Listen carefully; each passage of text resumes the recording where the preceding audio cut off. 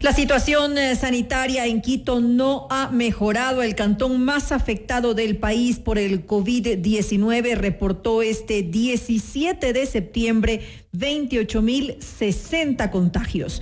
Esto en contraste con Guayaquil. La capital registra 14.296 casos más que el puerto principal, que hoy documenta 13.764 casos. Los protagonistas de la noticia en Notimundo. Y saludamos a la doctora Andrea Gómez, epidemióloga. Doctora Gómez, muy buenas noches. Gracias por acompañarnos en este espacio informativo. Le saluda María del Carmen Álvarez. Muy buenas noches, María del Carmen. Muchas gracias por la invitación.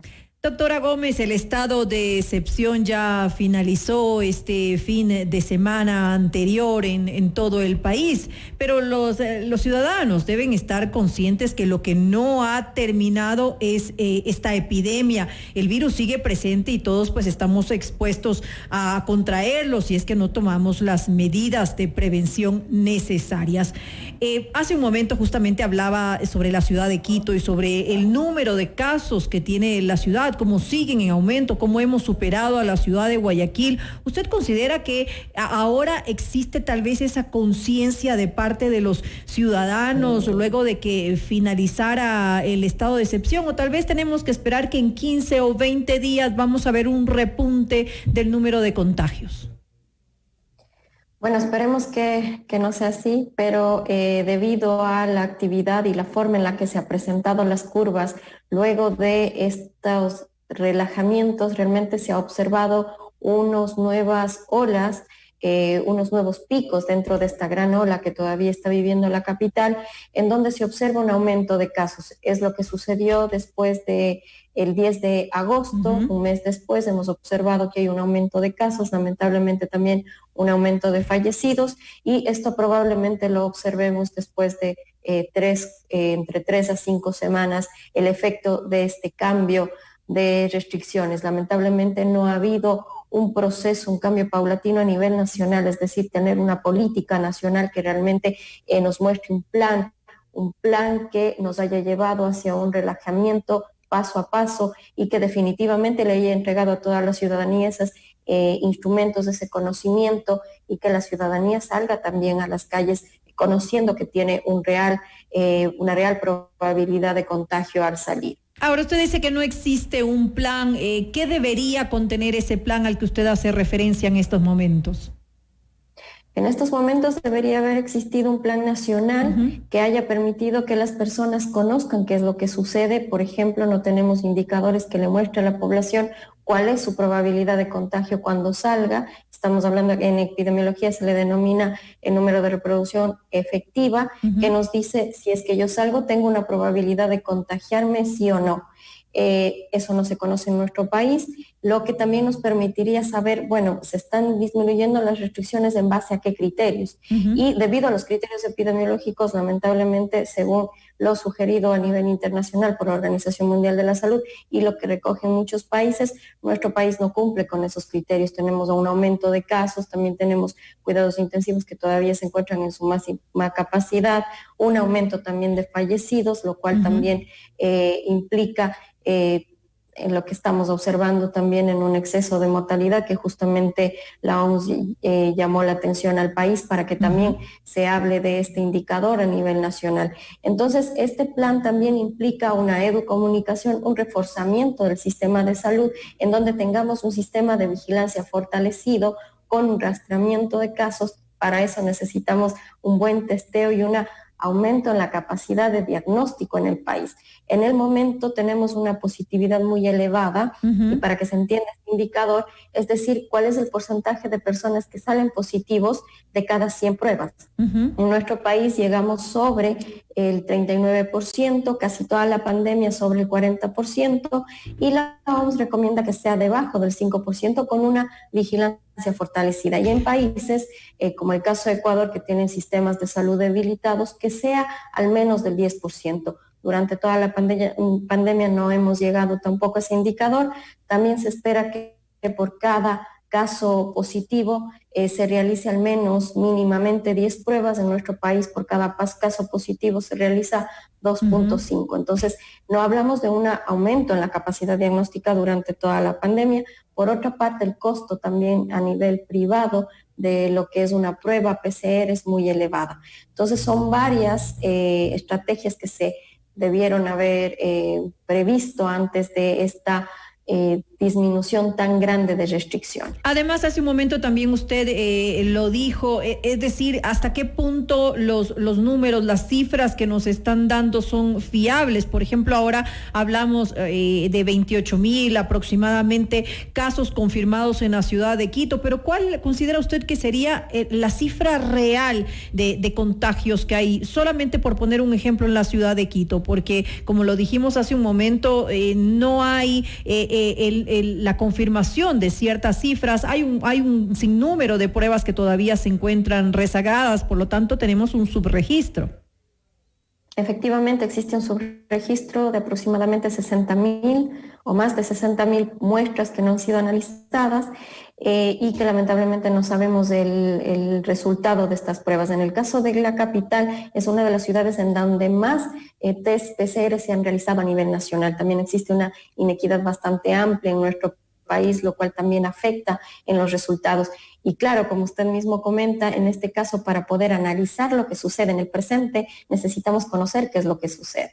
Y lamentablemente no conocemos lo que pasa. Los datos que nos están entregando en este momento nos muestran lo que ha sucedido en el pasado y observamos, bueno, yo personalmente he ido observando que este rezago nos muestra con aproximadamente 3 semanas de diferencia de lo que realmente está sucediendo. Pero, sin embargo, lo que también he podido observar que al menos la tendencia de lo que nos muestran estos datos sí concuerda con lo que sucede, es decir, que sí nos muestran que hay un aumento de casos diarios, también se observa un aumento de casos a nivel nacional. Entonces, lamentablemente en nuestro país todavía continuamos en transmisión comunitaria, lo que significa que no sabemos efectivamente cuáles son los grupos que tienen casos y que se puedan controlar. Hay varios indicadores que tampoco se han dado a conocer, como por ejemplo, cuál es la capacidad de seguimiento de los contactos de los casos positivos. Eso también nos daría una idea de lo que está sucediendo. Y eso no se lo está haciendo en estos momentos. No, efectivamente no. ¿Qué opina usted de las medidas? Como usted dijo hace un momento, continuamos en transmisión comunitaria. Ahora, obviamente, con el fin del estado de excepción, son los cantones los que tienen que de alguna manera organizarse, que poner ciertas medidas de restricción o prevención para evitar el mayor número de contagios. ¿Qué opina usted en la ciudad de Quito? Estas medidas que se han tomado, ¿de alguna forma se va a continuar con algunas restricciones, tratando de empatarlas con justamente la posibilidad del municipio de controlar el número de contagios en la ciudad capital? Bueno, lo que yo he comentado incluso desde el inicio de la pandemia es esta acción debería estar a cargo del Ministerio de Salud Pública conjuntamente con el COE Nacional, quienes deberían dictar cuáles son esas restricciones a nivel nacional y un análisis dentro del mismo COE Nacional con el Ministerio de Salud para saber cuál es la situación a nivel local. Al darle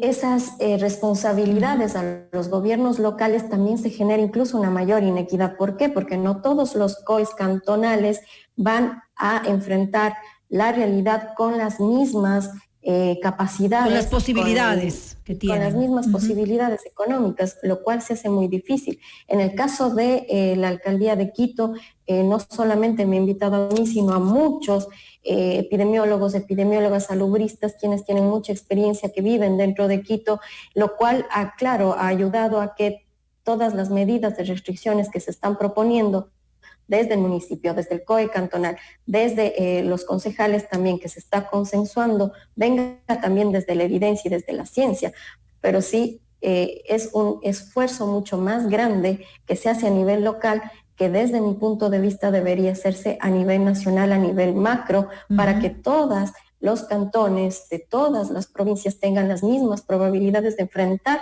de la misma manera a esta pandemia. Es decir, es equivocada esta decisión que se está tomando en estos momentos y puede justamente tener luego resultados negativos, digamos, el que se le asigne esta responsabilidad ahora a cada uno de los GATS. Totalmente, a nivel mundial,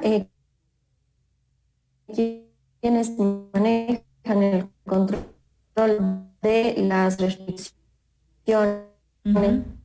quienes hacen los análisis de lo que sucede a nivel, de lo que hablábamos antes, no están en las mismas posibilidades y en las mismas capacidades, sobre todo en las capacidades socioeconómicas para enfrentar esta pandemia.